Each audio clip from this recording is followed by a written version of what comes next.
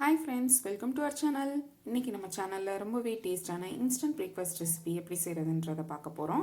எப்படி செய்யறதுன்றத பார்க்கிறதுக்கு முன்னாடி மறந்துடாம நம்ம சேனலை சப்ஸ்கிரைப் பண்ணிருங்க. பக்கத்துல இருக்க பெல் ஐகானையும் பிரஸ் பண்ணிருங்க. அப்பதான் அடுத்தடுத்து போடுற டேஸ்டியான ரெசிபிஸ் வீடியோஸ் உங்களுக்கு நோட்டிஃபிகேஷன்ல வரும். வாங்க எப்படி செய்யறதுன்றத பார்க்கலாம். இந்த பிரேக்ஃபாஸ்ட் ரெசிபி வந்து நம்மளுக்கு ரொம்பவே டேஸ்டியாகவும் ஹெல்த்தியாகவும் இருக்கக்கூடிய பிரேக்ஃபாஸ்ட் ரெசிபி. நம்ம பிரேக்ஃபாஸ்ட் பிளான் இல்லாமல் ஒரு அவசரத்தில் செய்யக்கூடிய ஒரு பிரேக்ஃபாஸ்ட் ரெசிபி தான். அதுக்கு இந்த மாதிரி ஒரு பவுலில் நான் வந்து 2 கப் அளவுக்கு கோதுமை மாவு சேர்த்துக்கிறேன். 2 கப் அளவுக்கு கோதுமை மாவு சேர்த்தாச்சு. இப்போ இந்த மாவுக்கு தேவையான அளவுக்கு நம்ம உப்பு சேர்த்துடலாம். உப்பு சேர்த்துட்டு இதில் நம்ம இப்போ வந்து கொஞ்சம் கொஞ்சமாக தண்ணி சேர்த்து நம்ம கரைச்சி எடுத்துக்கலாம். நம்ம வந்து கரைச்சி எடுக்கிறது வந்து தோசை மாவு பதத்துக்கு இருக்கணும் அந்த அளவுக்கு நம்ம கரைச்சி எடுத்துக்கலாம்.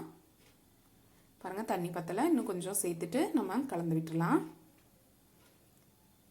பாருங்கள், உங்கள்கிட்ட பீட்ரு இருந்தால் பீட்ரு வச்சு கரைச்சி எடுத்துக்கோங்க. அப்படி இல்லைன்னா கரண்டிலேயே நல்லா கரைச்சி எடுத்துக்கோங்க. கட்டி இல்லாமல் இருக்கணும்.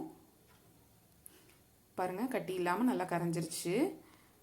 பாருங்கள், ரொம்பவே சூப்பராக மாவு ரெடி ஆயிடுச்சு. இப்போ இந்த மாவுக்கு தேவையான தாளிப்புக்கு எப்படி ரெடி பண்ணுறதுன்றதை நம்ம பார்த்துடலாம். இப்போ தாளிப்புக்கு நம்ம இந்த மாதிரி ஒரு கடாய் அடுப்பில் வச்சு கடாய் ஹீட் பண்ணிடலாம். கடாய் ஹீட் ஆனதும் அதில் 2 ஸ்பூன் அளவுக்கு நம்ம எண்ணெய் சேர்த்துக்கலாம். எண்ணெய் சூடானதும் அதில் 1 ஸ்பூன் அளவுக்கு கடுகு, அது கூட 1.5 ஸ்பூன் அளவுக்கு கடலைப்பருப்பு சேர்த்துக்கலாம். இப்போ இது ரெண்டும் நல்லா பொரியட்டும். கடலைப்பருப்பு சேர்க்கும் போது இந்த மாவில் கொஞ்சம் கிரச்சினஸ் இருக்கும், சாப்பிடும்போது நல்லாயிருக்கும். பொரிஞ்சிருச்சு. இப்போ அதில் நம்ம 2 பெரிய வெங்காயம் பொடியாக நறுக்கி வச்சுருக்கேன், அதை சேர்த்துக்கிறேன்.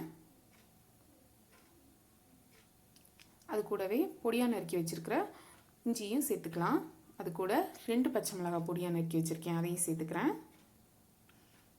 கூடவே கருவேப்பிலையெல்லாம் பொடியாக நறுக்கி வச்சுருக்கிறதையும் சேர்த்துக்கலாம். சேர்த்துட்டு நம்ம நல்லா வதக்கிடலாம்.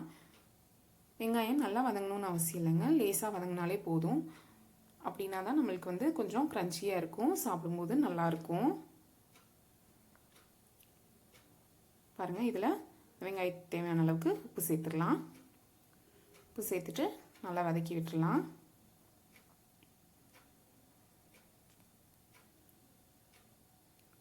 உப்பு சேர்த்து கலந்ததும் இதில் நம்ம இப்போ தக்காளி சேர்த்துடலாம். நான் வந்து ஒரு தக்காளி பொடியாக நறுக்கி வச்சுருக்கேன், அதை சேர்த்துக்கிறேன். சேர்த்துட்டு நம்ம நல்லா வதக்கிடலாம். கொஞ்சம் அந்த தண்ணி மட்டும் வற்றினா போதும், ரொம்ப மசியணும்லாம் அவசியம் இல்லைங்க. லேசாக தண்ணி வற்றினோன்னா நம்ம அதை எடுத்துடலாம். பாருங்கள், ரெடி ஆயிடுச்சு. இதை நம்ம இப்போ மாவோட கலந்துடலாம்.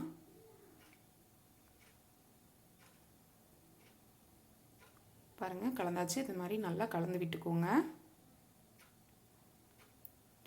மாவு ரெடி ஆயிடுச்சு. இதை நம்ம இப்போ தோசையாக ஊற்றி எடுத்துடலாம்.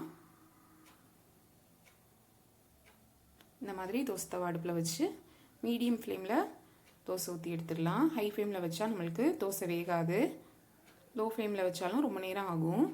அதனால் மீடியம் ஃப்ளேமில் வச்சு நம்ம வேக விட்டு எடுத்துடலாம். இப்போ அதில் கொஞ்சம் எண்ணெயும் சேர்த்துக்கலாம். எண்ணெய் சேர்த்துட்டு ஒரு 2 நிமிஷம் ஆனதும் ஒரு பக்கம் இந்த மாதிரி வெந்துடும். நம்ம இப்போ திருப்பி போட்டுடலாம். திருப்பி போட்டு இந்த சைடும் ஒரு 2 நிமிஷம் வேகட்டும். 2 நிமிஷம் ஆயிடுச்சு. இதை நம்ம இப்போ எடுத்துடலாம்.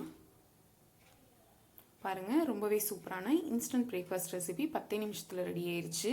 ரொம்பவே ஹெல்த்தியான பிரேக்ஃபாஸ்ட் ரெசிபி.